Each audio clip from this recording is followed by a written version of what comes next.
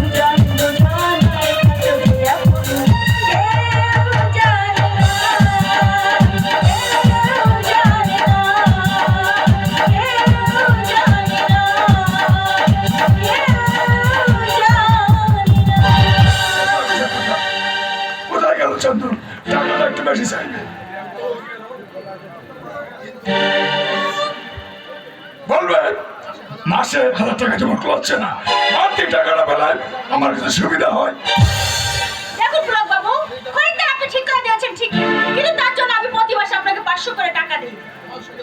তোমার সঙ্গে আমার কি কন্ডিশন ছিল? কন্ডিশন ছিল এই যে প্রতি মাসে চন্দন বাবু আমাকে 1000 করে টাকা দেবে, আমি তার অর্ধেক মানে 500 টাকা আপনাকে দেব।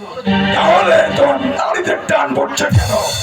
হ্যাঁ, টাকাটা তুমি কি তোমার পকেট থেকে দিচ্ছ? তুমি জানো চন্দন বিয়ে করেছে, আমি ইচ্ছা করলে ওকে এই বাড়িতে আসা বন্ধ করে দিতে পারি। অযথাই উত্তেজিত হচ্ছে। ছেলে ওই থিয়েটারে 50 টাকা মাইনের নাচ দিয়ে আনি, আমার অনুগ্রহ হয় আজ মাসে 1000 টাকা ইনকাম করছো। মাগনা অনুগ্রহ আমি দেখাই না। দেশের মাঠে আমি যত সর্বস্ব খুঁজেছি, বাজারও প্রচুর দেনা। জামাই বাবুর তহবিল থেকে আমি 20,000 টাকা নষ্ট করেছি। কেন যে চাই সে কথা আমি তোমার মতো একটা বাজে মেয়ের কাছে কই বিয়ে দেবো না। শোনো, বলুন। চন্দন এলে বলবেন মাসে ১,৫০০ টাকা তোমার চাই, ১,০০০ আমার আর ৫০০ তোমার। ঠিক আছে, কিন্তু কোনো কিন্তু নয়। লাটের কিস্তির মাত্র ৪ মাস বাকি। এই ৪ মাসের মধ্যে আমাকে সমস্ত হিসাব বুঝে দিতে হবে। যদি না না দিতে চাই, আদায় করবে, আদায় করবে, যেমন ভাবে হোক তুমি তার কাছ থেকে আদায় করবে। এর অন্যতা হলে তোমাকে কঠিন শাস্তি ভোগ করতে হবে। মনে রেখে শাহানা, আমার কথায় আর কাজে খুব একটা ফারাক থাকে। Understand? You better understand.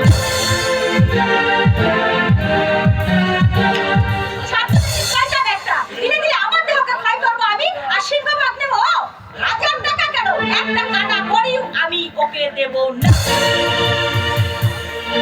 যেদিন সুনীল জলদি হইতে উড়িল জননী ভারত বর্ষ, উড়িল বিশ্বে সে কি কোলাহল, সে কি মা ভক্তি, সে কি মা হর্ষ। যেদিন তোমার প্রভার ধারায় প্রভাত হইল গভীর রাত্রে, বন্দিল সবে জয় মা জননী, জগত্তারিণী জগদ্ধাত্রী। ধন্য হইল ধরণী তোমার, করিয়া চরণ কমল স্পর্শ। গাহিল জগৎ জননী জগৎ মোহিনী, জগৎ জননী ভারতবর্ষ। আচ্ছা ইন্দ্রা, বলো। তোর বাবার সঙ্গে দেখা হয়েছে একদিনও? বাবা তো আসেন না, সে দেখা হবে কি করে? আচ্ছা, চন্দন নাকি বিয়ে করেছে? হ্যাঁ গো, বড় শান্ত মেয়ে, সে যেন ৭ জনের আটে নেই। বিয়ের পর থেকেই শুধু কাঁদছে, কিন্তু ও জানে না এই নিষ্ঠুর পৃথিবী ওর কান্নার কোনো মূল্য দেবে না। আজ প্রায় ১.৫ বছর হয়ে গেল, বাইরে কারো সাথেই আমার কোনো দেখা সাক্ষাৎ নাই।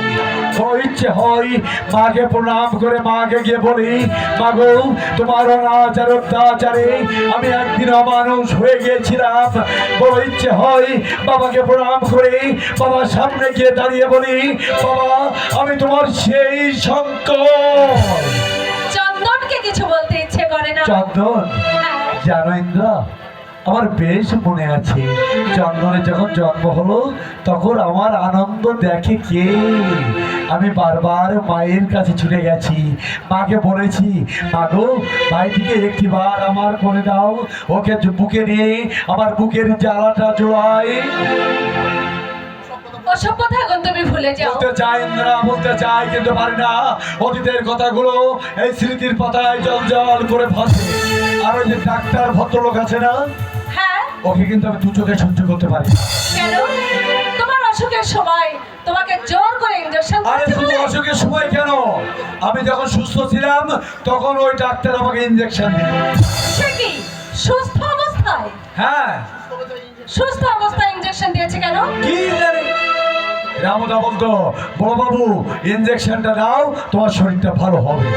কিন্তু আমার বেশ মনে আছে ওই ইনজেকশন নেওয়ার পর ধীরে ধীরে আমি কেমন নিস্তেজ হয়ে পড়ি।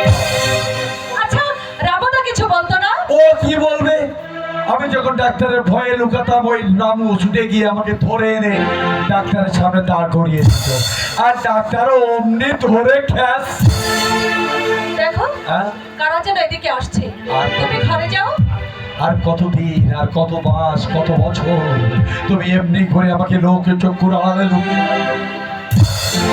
পাচ্ছি না বাইরের পৃথিবীটা দেখবার জন্য। আমার এই মনটা বড় কাঁদছে ইন্দ্র, আমার এই মনটা বড় কাঁদছে। সাধনায় যেদিন সিদ্ধি লাভ হবে সেই দিন তুমি আত্মপ্রকাশ করবে। দিদি, কি ব্যাপার স্নেহ, তুমি হঠাৎ আমার ঘরে? একটা কথা বলার ছিল। কি কথা বলো? আমার দাদা স্বাধীনতা আন্দোলনে যোগ দিয়ে জেলে গিয়েছিল, সে তো তোমাকে বলেছি। দাদা অসুস্থ হয়ে জেল থেকে এসে এখানে এসেছিল বুঝি? হ্যাঁ, কিন্তু মা থাকতে দেয়নি। চোখের জল ফেলতে ফেলতে দাদা চলে গেলেন।